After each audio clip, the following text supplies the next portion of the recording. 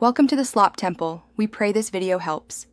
You begin by verifying prerequisites and opening the Hourly Analysis module. Connect your data source and make sure timestamps are normalized to a single time zone. This prevents misaligned hours later.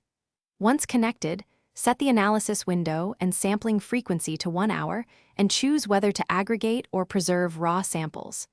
Make sure file formats match expected schemas. If not, map fields now. These first actions ensure the pipeline runs predictably and avoids simple alignment errors down the line. You now configure the core analysis parameters and run a preview. Choose which hourly metrics you need, averages, counts, percentiles, and define aggregation windows. Then set preprocessing, smoothing window, outlier removal thresholds, and how to fill missing hours. Once configured, run a small range preview to inspect results. Look for unexpected spikes or flatlines.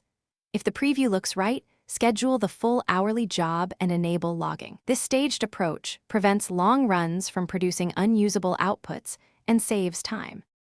You finish by exporting results and automating future runs. Choose export format, CSV, JSON, or write back to a table and verify column types. Then schedule recurring hourly jobs, enable alerting for anomalies, and keep logs for audits. Make sure retention and storage settings meet requirements.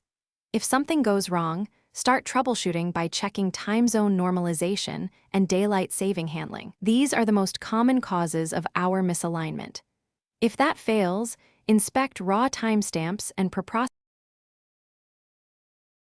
Thanks for watching. Consider subscribing if we helped you.